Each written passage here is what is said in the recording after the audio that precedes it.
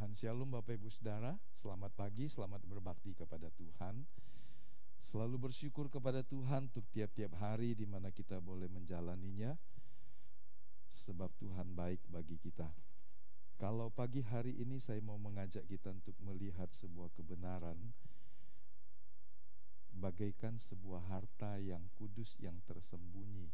Ya, kalau tadi acara wanita cakap berdampak itu temanya menarik sekali. Lebih berharga dari permata. Umumnya orang menganggap apa yang paling mahal? Permata lah, ya, barang-barang yang mahal. Tetapi ternyata dalam hidup ada yang lebih mahal, ada yang lebih indah, ada yang lebih berharga, sehingga wanita harus mengikutinya. Kalau sudah pernah mengikutinya, tidak apa-apa mengikuti lagi, supaya Anda para wanita semakin diingatkan bahwa Anda berharga, sangat berharga di hadapan Tuhan. Para suami, dorong istrimu untuk ikut. Jangan bebani dengan tugas pada waktu dia harus ikut kegiatan gereja yang memberikan pencerahan, ya. Kalau perlu Anda pria mengambil alih tugasnya sebentar hari itu. Pergilah mak, ya. Pergilah dek, pergilah supaya bisa ikut. Mama juga boleh ikut, anak juga boleh ikut, semua yang wanita.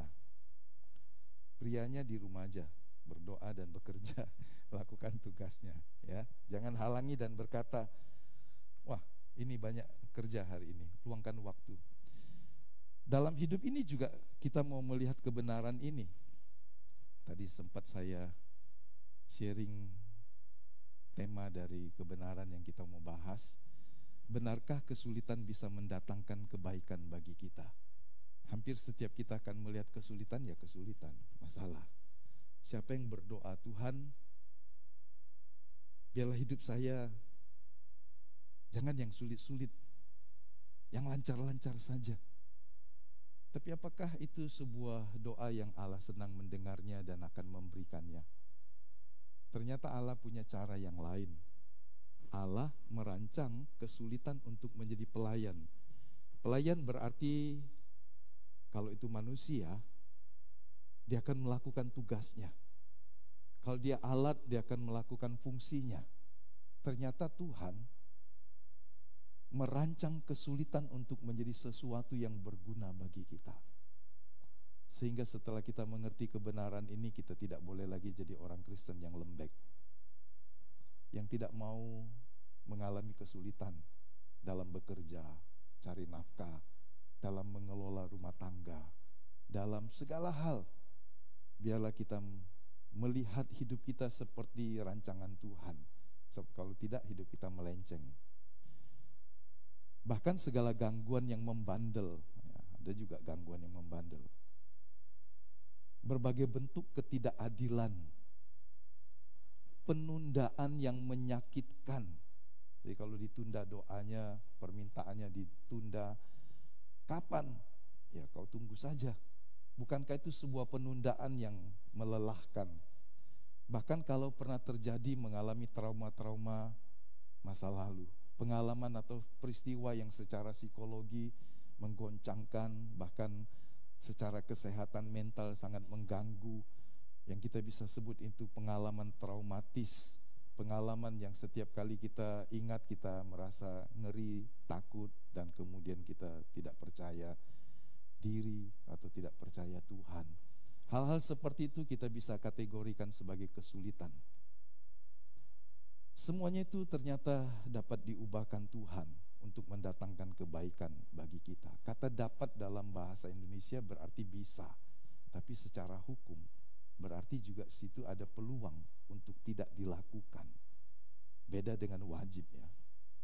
Kalau kata wajib harus, tapi kalau bahasa hukum dapat berarti bisa saja tidak dilakukan, bisa saja dilakukan. Allah sebetulnya merancang untuk sesuatu yang baik, mendatangkan kebaikan. Tapi dia juga butuh respon kita. Kalau respon kita tidak baik, tidak sesuai, maka rancangan Allah tidak berguna bagi kita. Mari kita memahaminya. Allah bukanlah Allah yang otoriter. Dia menciptakan kita dengan satu hal yang sangat indah, kebebasan untuk memilih. Itulah yang membedakan manusia dengan ciptaan yang lain, kebebasan untuk memilih. Memilih untuk mentaati Tuhan dengan kasih, setia, kerelaan, atau memilih untuk membelakangi Tuhan. Manusia bisa melakukan kedua-duanya. Dan Tuhan memberikan kebebasan kepada kita. Itulah yang paling berharga dalam hidup manusia. Kita bukan robot. Allah ingin kita hidup dan berjalan dalam kasih, dalam kebenaran, dalam koridor, dalam jalan-jalannya.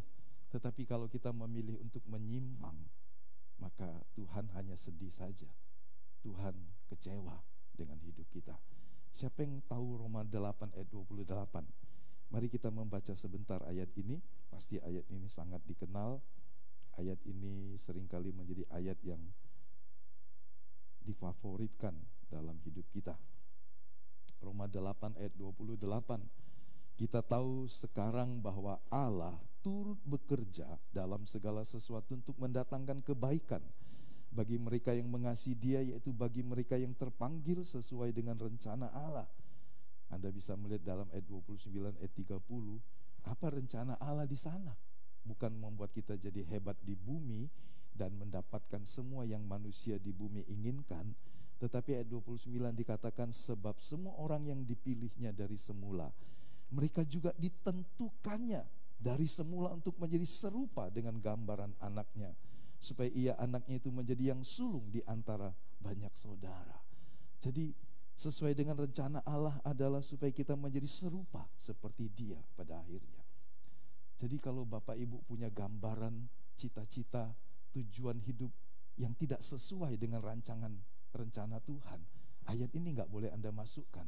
Ayat ini tidak bicara tentang bahwa semuanya akan menjadi baik menurut keinginanmu, menurut konsepmu, tetapi menurut rencana Allah. Rencana Allah adalah menjadikan kita serupa, segambar dengan Dia. Dan untuk orang yang seperti inilah, Dia telah menetapkan, memanggilnya, memilihnya, membenarkannya, dan kemudian pada akhirnya mempermuliakannya. Biasanya kita yang memuliakan Tuhan. Tapi satu hari Tuhan akan membawa Anda pada kehidupan yang mulia. Pasti kita berpikir, mungkinkah itu? Allah pencipta langit dan bumi, penguasa sorga, akan membuat kita jadi makhluk yang mulia. Sekarang saja beberapa orang menganggap kitalah orang yang paling mulia. Tapi setelah kita diampuni, dikuduskan, dibenarkan, kita akan memasuki satu kehidupan yang jauh lebih mulia dari yang pernah kita bisa bayangkan. Mari kita melihat kebenaran-kebenaran ini, cukup panjang, Bapak Ibu bisa mencatat, menulisnya. Pendahuluannya kita bisa melihat dari beberapa contoh dalam Alkitab, bahwa kesulitan itu sebetulnya bukan sekedar sebuah persoalan, bukan sekedar sebuah masalah, tapi seringkali itu merupakan karunia Allah yang tersembunyi bagi kita, yaitu suatu harta yang kudus. Kalau kita bicara tentang harta, kita bisa bicara tentang banyak uangkah, batu permatakah, propertikah, itu harta. Nama baik juga harta. Tapi kalau kita bicara tentang harta yang kudus, ternyata tidak semua orang bisa mendapatkannya. Anda tidak bisa membayarnya dengan sejumlah harga, dengan uangmu. Anda bisa mendapatkannya jika Anda memasuki rangkaian perjalanan yang Allah rancang, sehingga kita menjadi seorang yang melihat ternyata harta yang kudus yang Allah sediakan bagi kita. Melalui apa? Melalui kesulitan. Jadi siapa lagi di antara kita yang setelah mengerti ini akan berkata, saya tidak mau hidup yang sulit, tidak mau sekolah yang sulit, belajar yang sulit, bekerja yang sulit, berusaha yang sulit. Allah merancang kesulitan untuk kita mendapatkan suatu harta yang kudus. Semakin sulit orang mendapatkannya, semakin mahal itu barang. Kenapa emas punya nilai yang mahal? Karena tidak mudah. Dia harus terpisah dari semua unsur logam yang lainnya. Dia disebut emas, logam mulia, kalau darinya disingkirkan semua logam-logam yang lain. 99,9, hampir 100% murni disebut logam mulia. Baru dia berharga mahal. Tapi kalau dia bercampur tembaga, kalau dia bercampur dengan logam-logam yang lain, pasti orang berkata itu emas murah. Anda tahu kemarin kami pergi ke tempat Pak Sega. Kemudian di situ banyak orang menanam daun serai merah. 1 liter harganya 250.000, ya kan? Sudah bisa bayangkan, lebih mahal dari BBM, lebih mahal dari barang yang Anda bisa pikirkan. 1 liter 250.000, itu masih mentah. Kalau itu sudah diolah pasti harganya jauh lebih mahal. Sesuatu yang didapat secara tidak mudah pasti harganya mahal. Harta yang kudus didapat dengan cara yang tidak mudah. Kita bisa melihat salah satu contohnya pagi ini adalah Ayub. Dalam penderitaan yang bertubi-tubi, silih berganti. Siapa yang ingat rangkaian kronologi dari penderitaan Ayub? Dia punya 10 orang anak, ada laki-laki dan ada yang perempuan. Tuhan berkati keluarga ini, dia saleh, takut akan Tuhan, sehingga Tuhan memberikan predikat orang yang paling saleh, orang yang juga paling kaya, orang yang setia kepada Tuhan.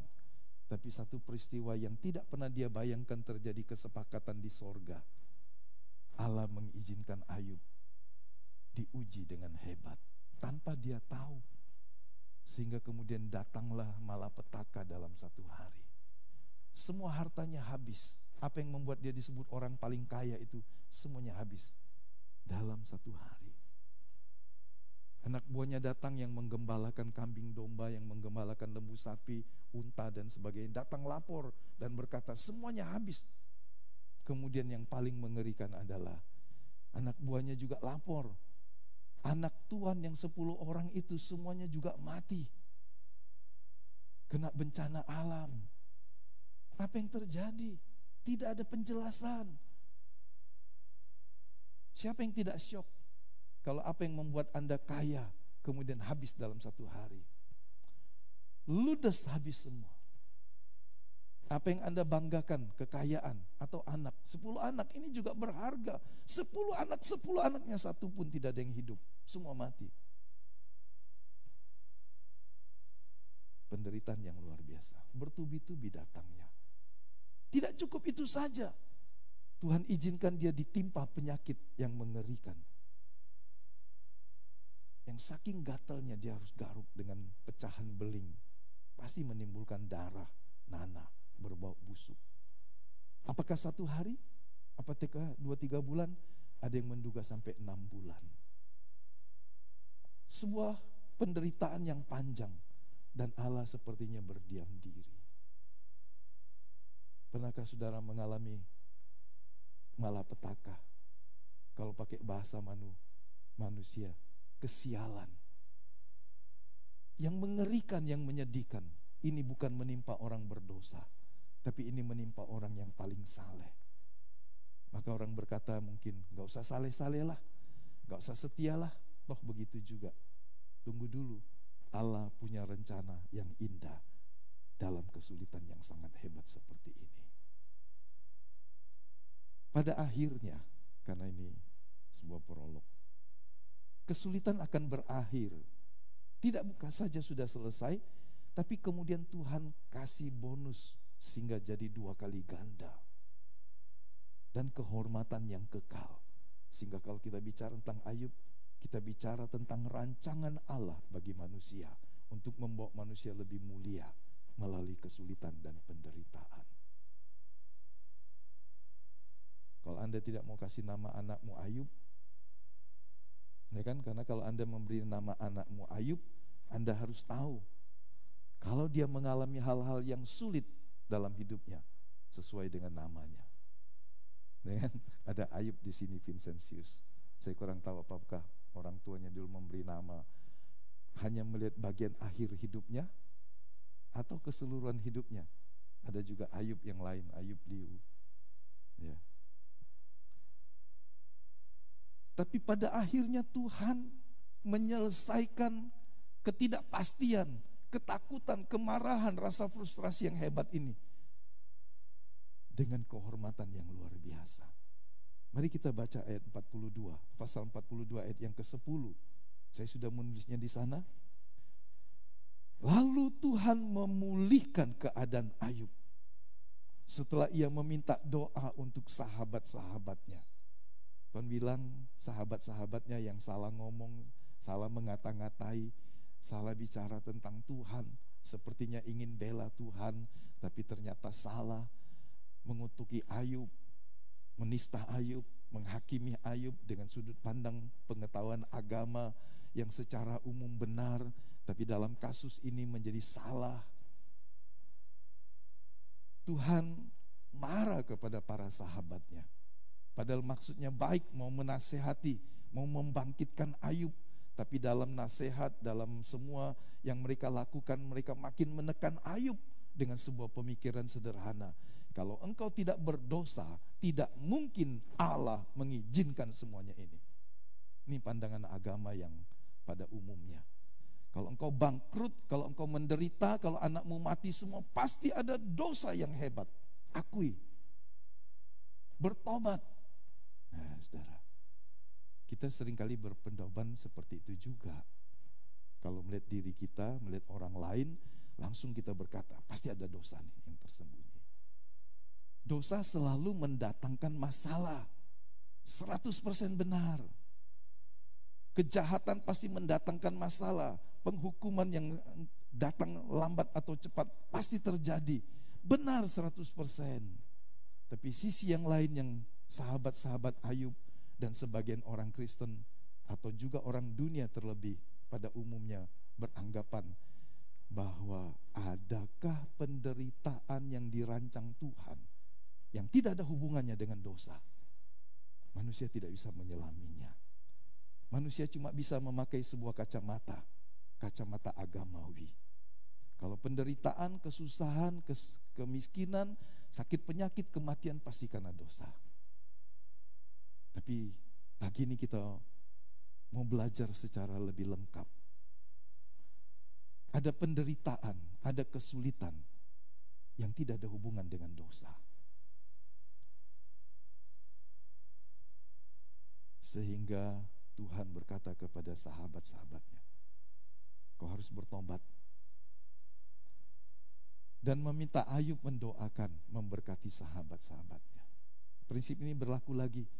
Kalau engkau memberikan pengampunan, maka engkau akan diampuni. Sebelum Tuhan memulihkan dan memberkati Ayub dan menghormati Ayub dengan luar biasa, Ayub harus selesai dengan kepahitan hatinya. Karena dia sangat marah dan sangat jengkel, sangat frustrasi terhadap sahabat-sahabatnya. Dia pernah berkata, penghibur sialan semua kalian. Dia marah sekali. Karena mereka menuduh dia melakukan yang jahat, melakukan dosa yang tersembunyi. Ayub tidak sempurna, tapi semua yang dituduhkan kawannya, hampir semuanya salah. Jadi setelah Tuhan memulihkan sahabat Ayub, dengan Ayub melepaskan pengampunan dan mendoakan, maka Tuhan juga memberikan Ayub pemulihan, bahkan 2 kali ganda. Saya baca ya, dan Tuhan memberikan kepada Ayub 2 kali lipat dari segala kepunyaannya dahulu. Kalau itu 6 bulan bisa punya harta 2 kali lipat, siapa yang tidak mau? Mau semua enggak? Investasi yang paling menguntungkan itu mungkin hanya 20% setahun kali ya. Begitu. Atau ada yang investasi 50% setahun. Ngeri juga ya.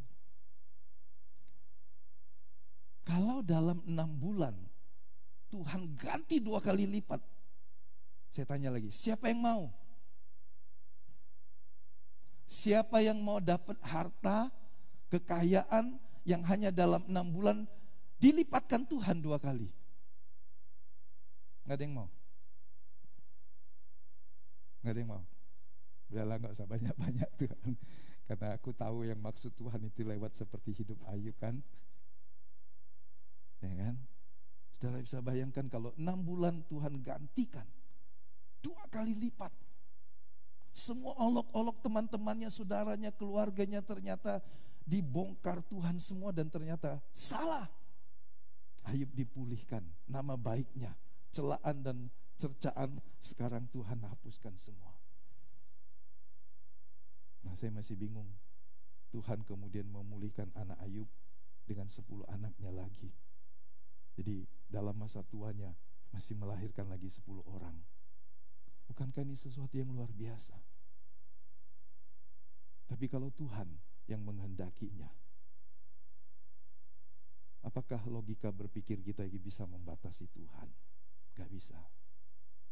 Perhatikan, kalau harta mungkin mudah, tapi mengganti 10 anaknya yang mati,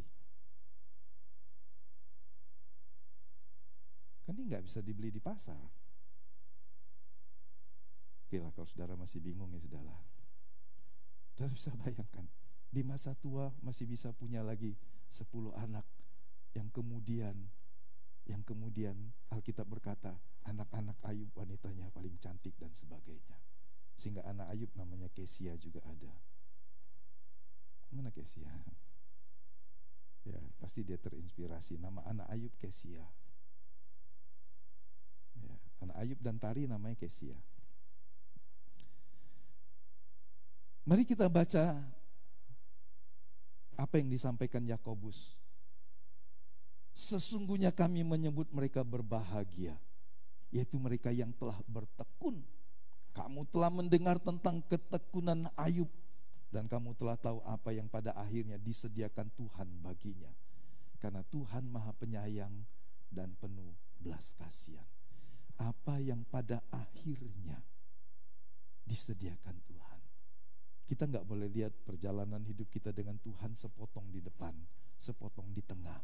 Tapi lihatlah secara keseluruhan, dan kita harus sampai pada akhirnya. Sehingga pengkhotbah dengan bijak berkata, bukan langkah awal yang menentukan, tetapi bagaimana kita menyelesaikan pertandingan iman kita. Memulai dengan baik itu penting, karena kalau mulai dengan rusak, ya lebih payah, lebih sulit, lebih panjang. Tapi toh betapapun baiknya permulaan yang kita jalani, kita harus meningkatkannya supaya pada akhirnya kita menjadi makin baik. Jangan memulai dengan baik, mencintai Tuhan dengan luar biasa, dengan cinta mula-mula, tapi dalam perjalanan waktu, hari-hari hidup semakin sulit, semakin sukar, semakin banyak tantangan, dan kemudian orang ini tinggalkan Tuhan. Sehingga kita bisa berkata kepada orang seperti ini, dia memulai dengan baik, mengakhirinya dengan sangat buruk. Ini kengerian yang kekal. Jangan jalani hidup seperti ini. Kita tadi nyanyi, apapun yang kita alami, jangan kasih kita kepada Tuhan luntur. Ya kan? Jangan hanya ngomel karena harga barang naik, inflasi mulai meninggi, kesulitan semakin terasa seumpama. Kemudian kita menjadi seorang yang kepahitan dengan kehidupan, dan kita tidak pernah bersyukur kepada Tuhan. Jangan. Allah mengizinkan itu semua. Dan percayalah, seperti Ayub yang bertekun, jika kita bertekun sampai kepada kesudahan hidup kita, apa yang Allah janjikan pasti ya dan amin. Sebab Tuhan tidak pernah memanggil kita untuk pada satu rancangan yang hanya baik di depan, tapi kemudian tidak baik di belakang. Setan berbeda. Setan memberikan kembang permen manis, bunga-bunga indah di depan, tapi kemudian berakhir dengan kengerian yang kekal. Tapi Allah tidak seperti itu. Allah bukanlah penipu. Yang kedua, kita melihat contoh yang lain, bahwa kesulitan bukan sekedar satu persoalan, tapi ini sebuah harta yang kudus. Ini keluarga lain lagi, darinya kemudian lahir satu bangsa yang besar. Bahkan 33 bangsa Arab di Teluk di Timur Tengah juga berasal dari satu rumpun ini juga. Masih saudara ya maksudnya. Nah, saudara lihat, ini tragedi hidup seorang Yusuf anak kesayangan bapaknya. Apa yang terjadi, saudara? Kita tahu ceritanya. Umurnya baru 17 tahun.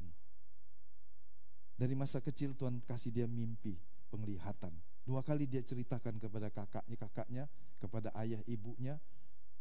Respon ayah dan ibunya lebih tenang. Meskipun sempat terucap, kau mimpi apa itu? Tapi mereka menyimpan dalam hati. Tapi terhadap kakak-kakaknya, ketika mimpi itu diceritakan, maka ada cap buruk yang dilekatkan kepada anak kecil ini, remaja ini. Tukang mimpi dan sombong dan tidak tahu siapa kamu. Kamu kan paling kecil sebelum adiknya lahir, namanya Benyamin. Mereka semua kakak-kakaknya sudah punya anak, sudah berkeluarga, sudah bekerja keras. Kok tiba-tiba kau berkata kami semua akan tunduk menyembah kepadamu, bahkan ayah dan ibu juga akan menyembah kepadamu. Pasti mereka tidak suka, benci, jengkel dengan Yusuf. Sehingga kemudian mereka coba, kalau kita jual anak ini, kalau kita bunuh anak ini, apakah mimpinya akan terjadi?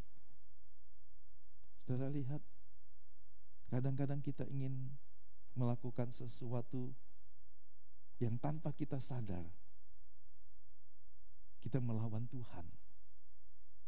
Karena itu mimpi yang datang dari Tuhan. Di zaman lampau, sebelum mereka punya Alkitab seperti kita, Ibrani pasal 1 menceritakan begini, Tuhan berbicara kepada nenek moyang kita di masa lampau dengan banyak cara. Salah satunya dengan mimpi. Jadi di masa lampau, sebelum mereka punya 66 kitab suci seperti yang kita punya sekarang, sebelum tulisan-tulisan kudus itu dikumpulkan, maka mereka tidak punya pengetahuan yang cukup tentang apa yang menjadi rancangan dan kehendak Allah. Bahkan jika kita juga sekarang mendapat mimpi dari Tuhan, penglihatan-penglihatan, Anda harus mengujinya dengan Alkitab. Jadi jangan pakai primbon. Banyak orang membaca mimpi dengan primbon. Orang membaca mimpi dengan buku-buku di luar Alkitab. Berbahaya. Jadi ketika kakak-kakaknya ingin membunuh, ada kakaknya yang namanya Ruben, kakak sulung, mencegahnya. Sudahlah, jangan dibunuh, kita jual saja. Sebetulnya maksudnya nanti dia akan menyelamatkan adiknya. Tapi ternyata setelah saat dia pergi, adiknya dikeluarkan dari lubang sumur dan kemudian dijual. Pendek cerita, kita tahu kisah ini. Setelah Tuhan mengangkat Yusuf menjadi sangat berkuasa di tanah Mesir, kakak-kakaknya takut setelah tahu, ya kan? Ini adegan, ini adegan ketika Yusuf pura-pura orang yang tidak dikenal. Mereka sangat membutuhkan gandum. Mereka sangat menghormati orang yang juga dihormati oleh raja Mesir dan bangsa Mesir. Yusuf kemudian menceritakan begini. Oke, kita baca. Memang kamu telah mereka-reka yang jahat terhadap aku. Bunuh akulah, jual akulah. Tetapi Allah telah mereka-rekakan untuk kebaikan, dengan maksud melakukan seperti yang terjadi sekarang ini, yaitu memelihara hidup suatu bangsa yang besar. Jadi bahwa semua kejahatan, ketidakadilan yang dialami Yusuf dari kakak-kakaknya maupun istri Potifar,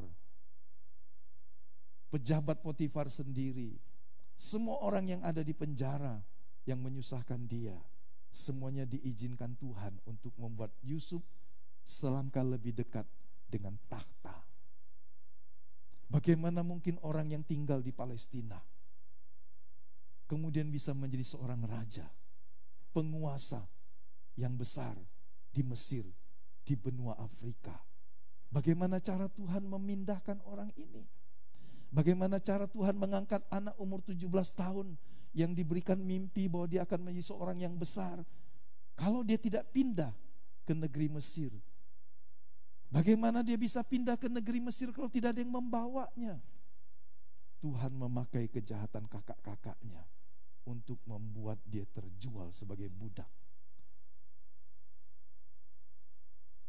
Dan perhatikan, kalau kita lihat sebuah gambar yang utuh, kemudian kita potong namanya puzzle. Kemudian kita hanya diberikan beberapa potongan puzzle saja.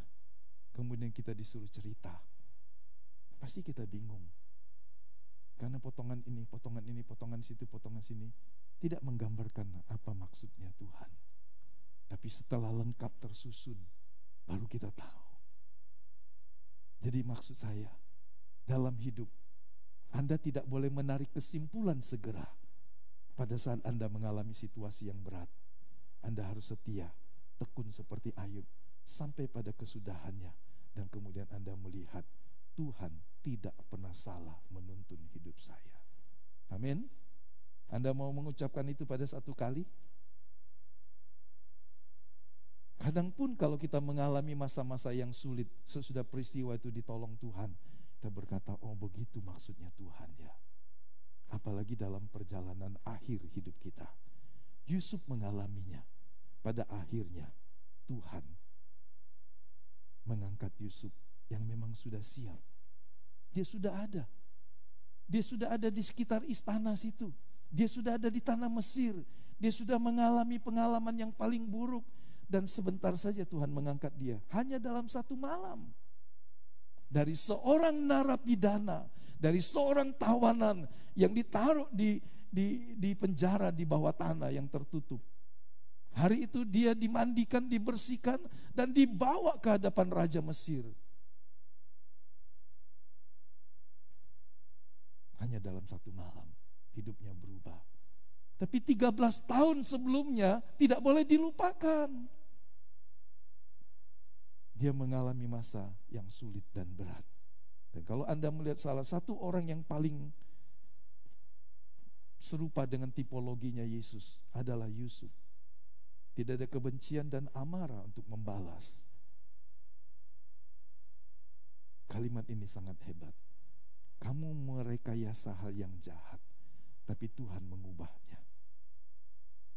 Mempersiapkan saya untuk menjadi penolong bagi kamu, bagi bangsa, keturunan Yakub maupun bangsa-bangsa yang lain. Satu hari kita juga akan berkata begitu. Semua kesulitan yang Allah izinkan terjadi dalam hidup saya, pada akhirnya untuk saya bisa menjadi berkat yang lebih besar.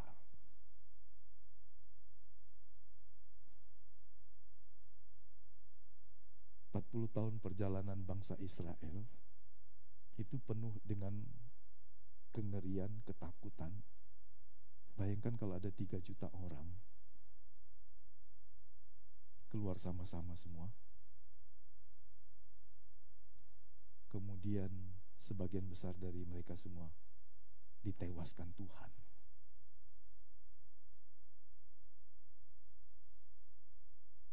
Tuhan loh yang menewaskan. Bukan mereka mati konyol. Mereka ditewaskan Tuhan karena berdosa kepada Tuhan. Apakah dari awal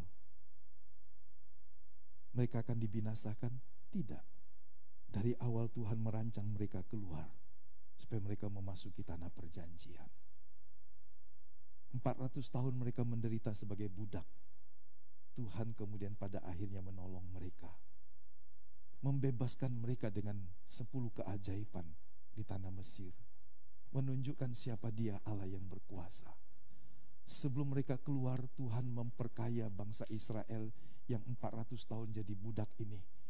Semua orang Mesir memberikan kekayaan mereka, emas, perak, semua barang berharga. Sehingga dalam satu hari, upah yang tidak diterima ratusan tahun dibayar lunas oleh Tuhan hari itu. Saudara tahu harga dari kemah suci yang dibangun itu sangat mahal. Bagaimana mungkin bangsa yang ratusan tahun jadi budak bisa menyimpan emas, emas murni, semua barang-barang mahal, tembaga, perak dan sebagainya. Orang Mesir memberi mereka malam itu. Dia kasih semua. Karena Alkitab berkata, Tuhan membuat hati orang Mesir bermurah hati kepada bangsa Israel. Semua diberikan. Salah satunya yang mereka gunakan untuk membangun kemah suci di padang belantara. Tuhan membayar lunas semua upah yang ditahan oleh orang Mesir selama ratusan tahun. Mereka mendapatkan jauh lebih banyak. Tuhan merancang mereka untuk memasuki negeri Kanaan, supaya mereka bisa memulai kehidupan yang baru di tanah yang lebih subur. Tapi mereka tidak mengerti rencana Tuhan. Mereka cuma tahu ke Kanaan, puji Tuhan, semua akan baik-baik saja. Ternyata Tuhan dianggap tidak setia, tidak becus, dan seterusnya. Tuhan marah. Kalau Anda membaca Ibrani pasal yang ketiga dan keempat, ada 3 dosa yang membuat mereka dihukum Tuhan sampai binasa. Ketidakpercayaan, ketidaktaatan.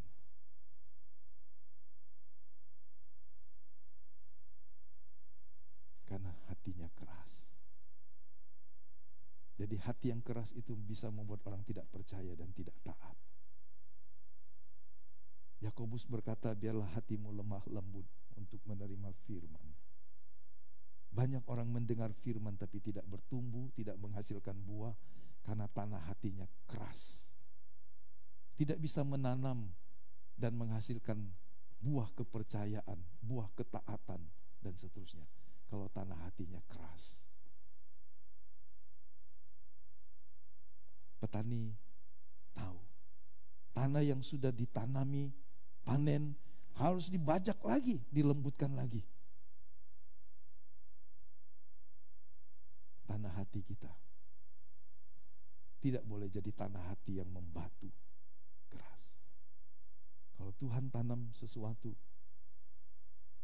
munculnya adalah ketidaktaatan, ketidakpercayaan, pemberontakan, dan seterusnya. Saudara lihat, sesudah perjalanan yang panjang itu, Tuhan melalui Musa berkata begini.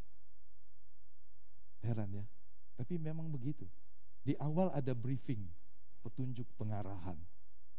Tapi di perjalanan ada juga evaluasi. Terakhir mungkin ada sebuah evaluasi dan kesimpulan. Seperti itulah 40 tahun perjalanan hidup Israel. Tuhan ajari mereka, ingatkan mereka di awal sebagai sebuah pembekalan. Kalau orang mau melakukan sebuah misi, sebuah pekerjaan, selalu di pagi hari sebelum mulai ada briefing, ada petunjuk. Sebelum melangkah, orang dikasihkan lagi mandat, diingatkan lagi apa tujuan pekerjaan kita hari ini, apa sasaran kita kalau sebuah tim. Kemudian sorenya, kalau sudah selesai, ada evaluasi. Bagaimana kamu mengerjakannya? Seperti itu juga Tuhan. Tuhan memberikan kepada mereka dari awal petunjuk-petunjuknya.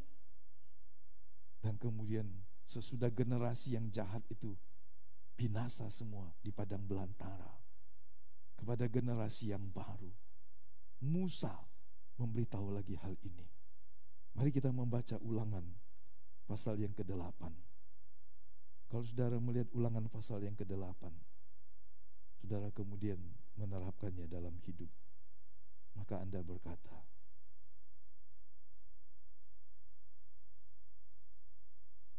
Tuhan tidak pernah salah. Saya baca dari ayat 1. Segenap perintah yang kusampaikan kepadamu hari ini, haruslah kamu lakukan dengan setia.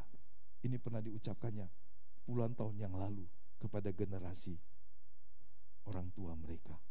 Haruslah kamu lakukan dengan setia, supaya kamu hidup dan bertambah banyak, dan kamu memasuki serta menduduki negeri yang dijanjikan Tuhan dengan sumpah kepada nenek moyangmu.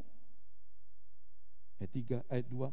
Ingatlah kepada seluruh perjalanan yang kau lakukan atas kehendak Tuhan Allahmu. Atas kehendak Tuhan Allahmu. di padang gurun selama 40 tahun ini. Baca sama-sama Bapak Ibu. Dengan maksud merendahkan hatimu dan mencobai engkau untuk mengetahui apa yang ada dalam hatimu, yakni apakah engkau berpegang pada perintahnya atau tidak. Ayat 3 kita baca sama-sama. Jadi ia merendahkan hatimu, membiarkan engkau lapar dan memberi engkau makan mana yang tidak kau kenal dan yang juga tidak dikenal oleh nenek moyangmu, untuk membuat engkau mengerti bahwa manusia hidup bukan dari roti saja, tetapi manusia hidup dari segala yang diucapkan Tuhan. Supaya mereka mendapat harta yang kudus ini. Apa harta yang kudus ini?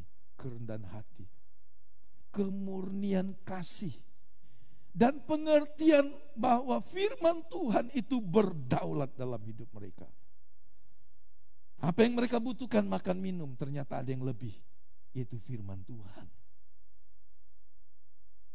Jadi Tuhan ingin menaruh ini dalam hati dan hidup mereka, sehingga dalam perjalanan Tuhan merancang, mengizinkan kesulitan, penderitaan, kekurangan, dan sebagainya, supaya mereka mendapatkan ini, kerendahan hati. Berapa mahal kerendahan hati? Kadang orang sampai ke neraka, dia tidak pernah mendapatkannya. Saudara bisa bayangkan jika Anda tidak memiliki kerendahan hati, itu akan membuat orang itu ke neraka. Karena hanya orang yang rendah hati yang mau mencari Tuhan. Orang yang tinggi hati tidak akan mencari Tuhan. Karena dia berkata, saya bisa, saya mampu, harta saya cukup, pengetahuan saya cukup, pengalaman saya cukup, relasi saya cukup. Saya tidak perlu Tuhan. Hanya orang yang rendah hati bisa datang kepada Tuhan dan berkata, Tuhan tolong saya, selamatkan saya dari dosa saya, ampuni saya supaya saya tidak binasa. Hanya orang rendah hati yang mau mengaku dosa. Paham Bapak Ibu? Kenapa orang gak mau datang kepada Tuhan? Karena tinggi hati. Kenapa orang tidak mau mengaku dosanya meskipun dia tahu dia salah? Karena kesombongannya. Kerendahan hati adalah harta yang kudus. Tanpa memiliki ini, orang tidak akan menerima keselamatan. Berarti dia akan binasa dalam kekekalan. Kemurnian dari kasih. Tuhan mau lihat apakah kasihmu murni. Anda tidak akan ingin menikah dengan seorang wanita atau seorang pria yang kasihnya kepadamu gombal. Dalam bentuk yang engkau bisa, pasti engkau mengadakan tes, uji dulu. Dia mencintai tulus atau tidak. Ya kan? Selalu. Siapa sih yang percaya mau berjalan bersama dan hidup bersama puluhan tahun sampai mati? Dengan orang yang sekali berkata aku mengasihimu. Benar gak? Benar. Dengan kemudian 100% percaya. Pada besok dia bohong. Saudara, manusia saja tidak mau bersahabat, berumah tangga, berkeluarga, bersaudara dengan orang yang kasihnya tidak murni. Bagaimana Allah ingin membawa kita masuk ke surga kalau kita tidak murni dalam kasih kita. Jadi Allah mengubah penderitaan itu. Nehemia membahasakannya, Allah mengubah kutuk menjadi berkat. Dan terakhir dalam 1 Korintus 9 ayat 6, Israel yang melanggar, yang mengerikan ini jadi contoh buat kita. Semuanya ini telah menjadi sebagai contoh bagi kita untuk memperingatkan kita supaya jangan kita menginginkan hal-hal yang jahat seperti yang telah mereka perbuat. Jadi jangan sampai kita binasa karena kita tidak rendah hati, kita tidak murni dalam kasih, dan kita tidak menghormati dan menempatkan firman Tuhan sebagai yang terutama dalam hidup kita. 3 hal ini membuat mereka binasa, saudara. Generasi yang sebelumnya. Jadi generasi yang baru itu ditanamkan Musa. Kau harus punya ini. Bagaimana dengan hidup Yesus? Allah dalam rupa manusia. Mari kita membaca dalam Ibrani pasal yang kelima, ayat 8. Siapa dia? Allah dalam rupa manusia. Kalau Tuhan Allah datang ke bumi seperti seorang pejabat negara, siapa yang berani mendekati dia, mengganggu dia? Semua orang akan melayani dia. Bahkan ada orang yang rela menjadi perisai hidup. Kalau Anda mau menembak orang ini, dia berani pasang badannya. Ya kan? Tapi ini Allah dalam rupa manusia. Alkitab menyingkapkan sesuatu yang Anda pasti tercengang. Sekalipun ia adalah anak, ia telah belajar menjadi taat dari apa yang telah dideritanya. Bagaimana mungkin Allah dalam rupa manusia harus menderita? Penderitaan macam mana yang dialami, yang ditanggung Yesus? Kita tahu itu. Dan sesudah ia mencapai kesempurnaannya, ia menjadi pokok keselamatan yang abadi bagi semua orang yang taat kepadanya. Itulah sebabnya Yesus menderita di luar pintu gerbang untuk menguduskan umatnya dengan darahnya sendiri. Semua penderitaan dan kesulitan yang ditanggungkan Yesus kepada Yesus ternyata menghasilkan buah yang berguna bagi kita. Tanpa Yesus menanggungnya, kita tidak akan pernah menerimanya. Bagaimana mungkin kita tidak mengasihi Tuhan? Kalau dia sekadar membayar kita dengan uang yang banyak, kita paling terharu saja. Mahal juga jiwaku ya. Saudara pernah dengar ada orang ditebus dari penculikan dengan uang 1 triliun? Pernah? Pernah gak? 10 triliun? Pernah gak? Diculik dan kemudian penculiknya bilang, bayar 10 triliun. Kalau enggak mati anak ini. Ada 10 triliun? Jarang ya. Allah membayar nyawa kita, hidup kita. Jika ditukar dengan emas dan perak, masih belum cukup. Dia menebus kita dengan darah yang sangat mahal, dengan nyawanya sendiri. Anda pernah tahu satu hari ada seorang raja yang agung, yang kaya di zaman lampau, memberikan korban pendamaian 22.000 ekor sapi. Berapa harga 1 ekor sapi? Ini 22.000 ekor sapi, bukan sapi sakit. Sapi korban itu selalu mahal, dianggap bagus, harus punya syarat, umur 1 tahun, tidak ada cacat dan seterusnya. 22.000. Apakah ini satu kali dan selesai? Tidak. Di kemudian hari dia masih melakukannya lagi. Harga pendamaian sangat mahal. Kalau orang berkata, jadi Kristen saya tidak ingin menderita, Anda gak mengenal Tuhan Yesusmu.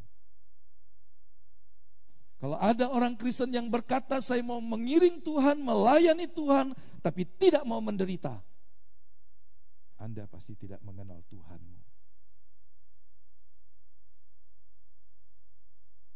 Karena jika dia adalah anak Allah, harus taat dari apa yang telah dideritanya. Bagaimana mungkin ada orang yang mau mengiring Tuhan, yang mau menjadi serupa dengan gambarannya, tidak mau menderita? Menderita karena dosa, menderita karena kejahatan, ketidakadilan, menderita karena perlakuan dari orang-orang yang tidak takut akan Tuhan. Itu dialami oleh Yesus.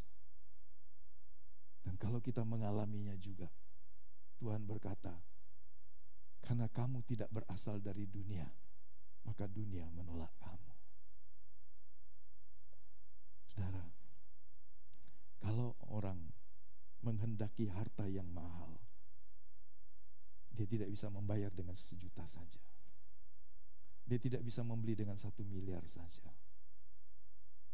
Kadang-kadang ada barang yang rasanya aneh, ya kan? Ada tas yang katanya limited edition, harganya 50 ratus juta, 1 miliar.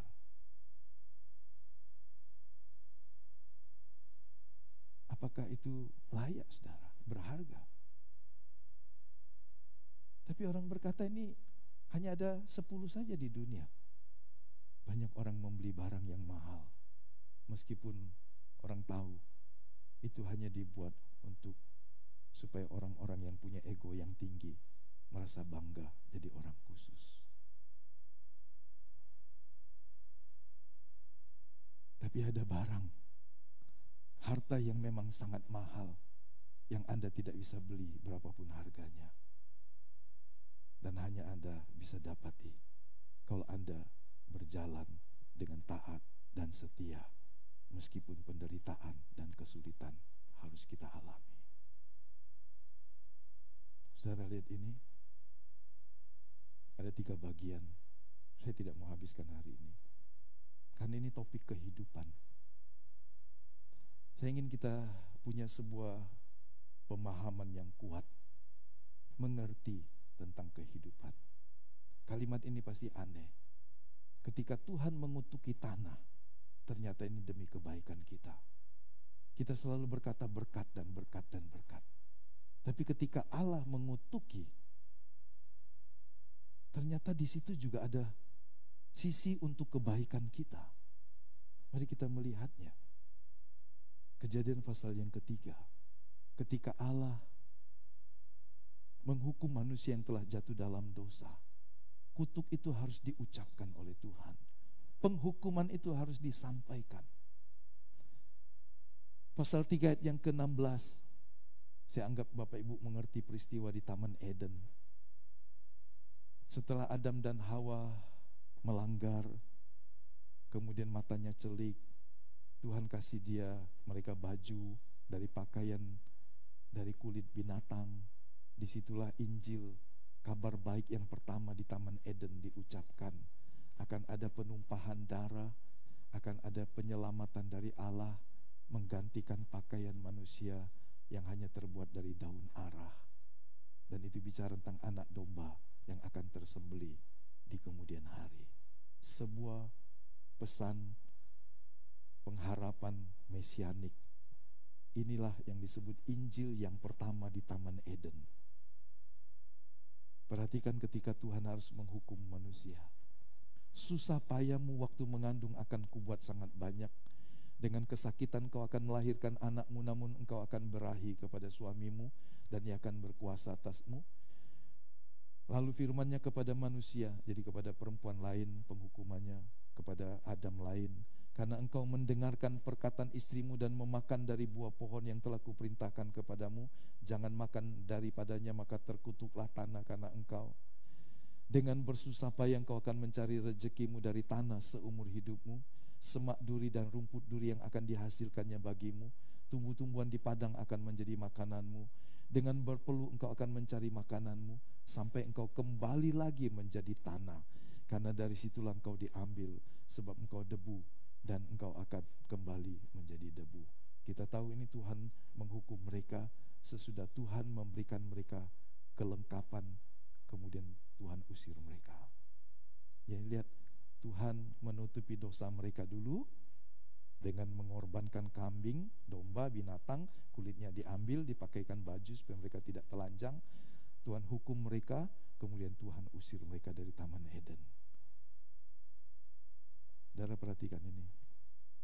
Mereka keluar dan mereka gak bisa kembali lagi. Kemudian Tuhan tadi berkata Adam akan mati dan dalam hidupnya dia akan menderita. Kalau Anda tanya berapa lama manusia hidup di Taman Eden, saya tidak bisa menjawabnya. Tapi saudara lihat, kutuk ini mencakup kerja keras, berpeluh, banyak penderitaan dan sengsara, dan kemudian akhirnya mati. Jadi kalau manusia tidak berdosa, apakah manusia akan mengalami hal seperti ini? Pasti tidak, ya. Allah sangat mengerti apa yang akan dilakukan manusia yang telah rusak oleh dosa bila mereka tidak dikekang. Nah, kita dapat sebuah poin.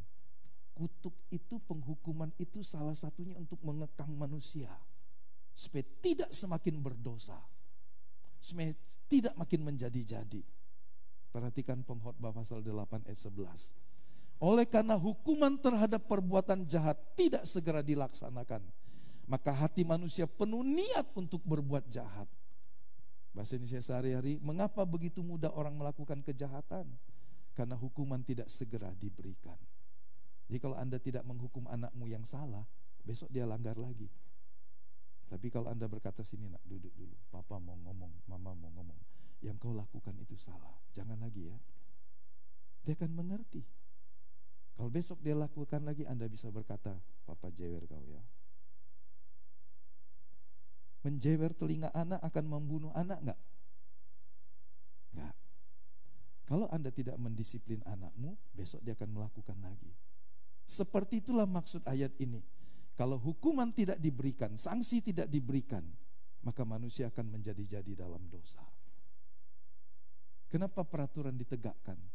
Supaya orang punya batasan-batasan apa yang boleh dan tidak boleh. Apakah itu mengganggu? Ya. Tapi itu juga untuk menyelamatkan kita. Kenapa kita bangun dinding rumah? Kenapa kita bangun pagar? Kenapa kita buat ini dan itu? Supaya kita terlindungi. Sekalipun itu juga membatasi ruang gerak kita. Jadi kalau manusia tidak dijatuhi hukuman, manusia akan hidup kekal dalam dosa. Wah, saudara bisa bayangkan ini. Saudara perhatikan ini, saya mungkin sampai di sini nanti. Jadi tujuan kutuk penghukuman itu untuk mengekang suatu dosa yang makin menjadi-jadi. Untuk menjaga manusia agar tetap berada di dalam jalurnya Allah. Supaya mereka tahu mereka harus ada di jalur itu. Kalau mereka keluar pagar dari Tuhan, saudara bisa bayangkan mereka akan binasa. Untuk mengajar manusia tentang Allah dan jalan-jalannya. Untuk menghancurkan sifat dosa pada saat kematian. Penghukuman harus dijatuhkan supaya dosa tidak menjadi-jadi, supaya manusia tetap ada di jalur Allah, supaya manusia belajar ketetapan Allah lebih serius lagi, supaya manusia pada waktu mati sifat dosa itu diselesaikan, sehingga manusia harus mati. Roma pasal 6, sebab siapa yang telah mati, ia telah bebas dari dosa. Sehingga manusia dapat dibangkitkan tanpa kebinasaan dan tanpa dosa. Bayangkan kalau manusia tidak pernah dibangkitkan dari kematiannya, karena dia masih tetap hidup terus. Jadi saudara, kalau manusia bisa mati itu anugerah. Jadi sejak pelanggaran di Taman Eden, Allah harus bekerja lewat kegagalan-kegagalan manusia dan merancang suatu rencana lain bagi kebaikan manusia. Tuhan itu punya rencana A, tapi ketika kita berbuat yang salah, Tuhan masih bisa mengarahkan kita pada tujuannya yang semula dengan cara yang lain. Saudara pernah dituntun oleh GPS? Pergi ke satu tujuan, Anda tetapkan rutenya, kemudian Anda berjalan. Bisa pakai Google Map, bisa pakai Waze. Kemudian di persimpangan Anda salah jalan. Apa yang terjadi? Ada yang pernah ngalami itu? Angkat tanganlah dikit. Sehingga tahu maksud saya. Kalau nggak pernah, oke, saya cerita. Taulah, atau Anda sudah berkata stop nggak? Stop setelah ini, saudara, tenang. Saya akan berhenti setelah ini karena kita sambung minggu depan lagi. Jadi ketika kita salah jalan, Google atau Waze akan mengarahkan kita memakai jalan yang lain. Ini satu arah, dia suruh kita putar balik. Lebih panjang, iya. Lebih lama, iya. Kenapa? Karena kamu salah jalan. Betul ya? Dia akan mengarahkan Anda pada tujuan semula. Meskipun itu lebih lama, lebih panjang. Seperti itulah Tuhan. Ketika kita melanggar perintahnya, manusia ternyata tanpa dia sadar telah memilih sebuah jalan yang sulit. Amsal 13, akal budi yang baik mendatangkan karunia, tetapi jalan pengkhianat mencelakakan mereka. Yeremia 23 ayat 12, sebab itu jalan mereka akan seperti jalan yang licin bagi mereka. Di dalam gelap mereka akan tersandung dan akan jatuh di sana. Sebab aku akan mendatangkan malapetaka atas mereka dalam tahun waktu mereka dihukum. Demikianlah firman Tuhan. Terakhir, sejak kejatuhannya perjalanan manusia berubah. Lebih sulit, lebih panjang, harus menjalani jalan onak duri dan air mata. Ini sebuah istilah Alkitab dan juga sehari-hari. Saat kutuk dan semua kesulitan telah menyelesaikan tugasnya, Allah akan menyingkirkan semuanya. Percayalah, Allah akan menyingkirkan semuanya. Minggu depan kita akan membahasnya lagi. Maka tidak akan ada lagi laknat. Tahta Allah dan tahta anak domba akan ada di dalamnya. Hamba-hambanya akan beribadah kepadanya. Jadi kutuk yang dijatuhkan Tuhan di Taman Eden itu juga merupakan belas kasihan terhadap manusia yang telah jatuh.